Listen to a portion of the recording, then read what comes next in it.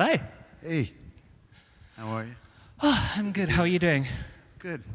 This is your second time at the festival, isn't it? No, this is actually my fourth time. Whoa. Here. Yeah. So you've been coming here a while. Yeah, I've been here, coming here.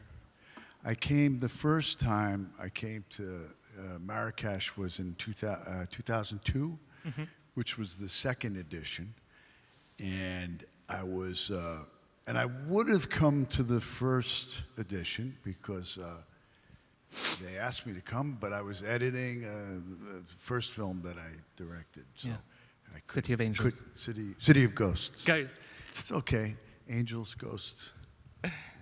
Okay. Have you found the city's changed since you first started coming? Well, to tell you the truth, I haven't been around that much, and but I've been here, since, I came here first in 1982 or 81, and it's changed a lot since then. I mean, even the old hotel, the Mamounia, and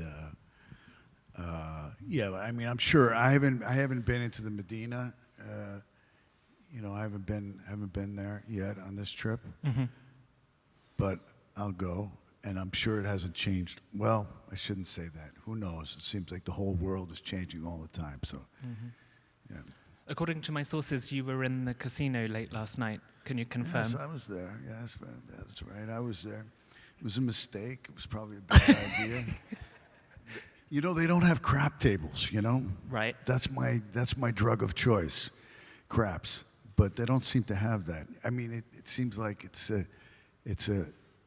maybe it's an American game, craps. But I played blackjack, and like I said, it was a mistake. So you didn't win? No. You don't win. You don't win playing the game. That's fine. All right. So should we start a little look back at your career? I wonder if you could tell us a bit about, I guess, what I'll call like the teen idol years. Is that fair? Yeah, sure.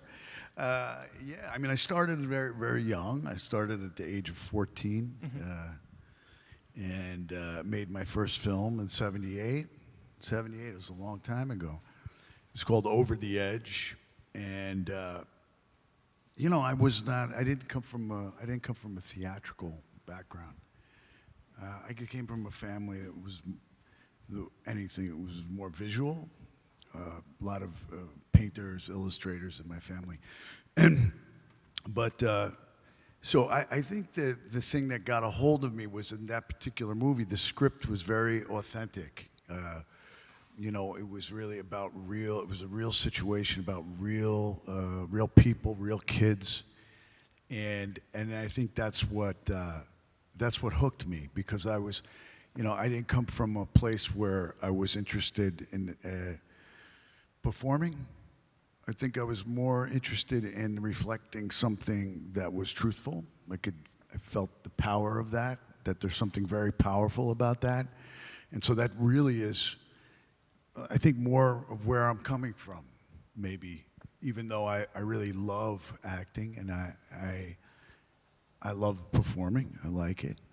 I like to act, but I think the thing that hooked me was that. I mean, if it had been a film, the film was a kind of a, I guess you could say it was more of a social. It was looking at society, but kids that were fucked up, that were living sort of on the fringes of, sort of forgotten youth, and And I worked with this guy, Jonathan Kaplan, who was a kind of a mad hatter of a director. And he would direct us by calling us cocksuckers and motherfuckers. That's how he directed us. He would say, "All right, you little cocksuckers, it's time to start burning up those cars." And he was a lot of fun. That's how we dealt with each other. Like, it was very, I could relate to it, Yeah. He was like a big kid. Mm-hmm. And so you didn't have any training as an actor, so you were learning afterwards, on the job? Afterwards, when I was 15, then I went to the Lee Strasberg Institute for 2 years. And yeah, that was mostly checking out the girls. But, I think it sank in. I feel like the work we did then really was a good foundation that I got from that. And yeah, it was good. At the time, I didn't feel that, but later on, it served me. You know, it really did. What kind of having like that lack of what's the word, Well, like I think of a very formula? simply was really learning to work from the inside. Yeah. You know, and being comfortable with getting in touch with those feelings. We did like a lot of sense memory work. You know, we did stuff like method stuff. Mm-hmm. Just as an actor, like, do you feel?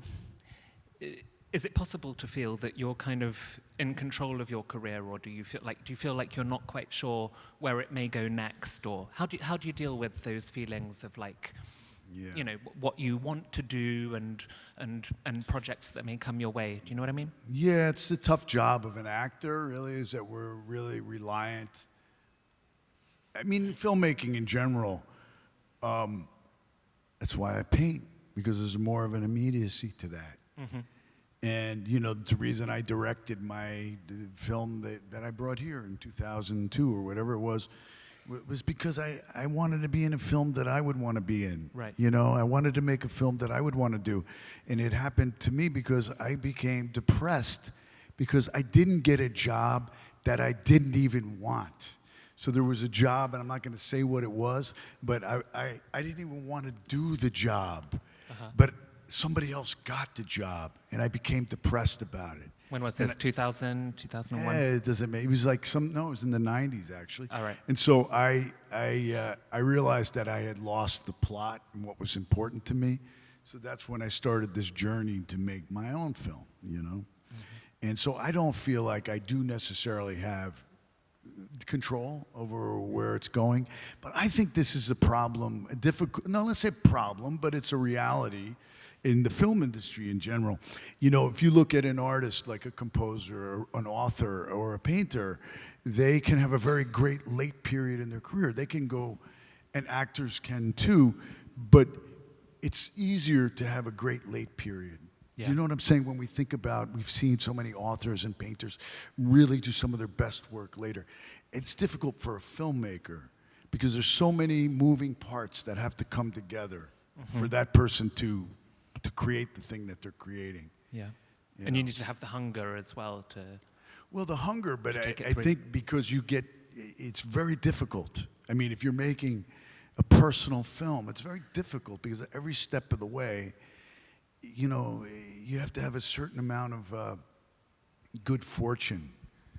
And so in the end, you only have the journey, you only have the experience of what it is you're doing. But I'm empathetic toward older filmmakers because we're in an industry that is very, I want to say maybe it's ageist, maybe it's, because I've seen it with talented older filmmakers have a difficult time getting their work made. And maybe these are the people that should be heard because they've got, as we get older, I think maybe there's a lot of things that suck about getting older, but one of the good things is you can handle complexity in a way. And so these artists, these filmmakers, I would like to see their voices be heard, you know? I mean, it's nice, there's great for young filmmakers, it's very exciting for them.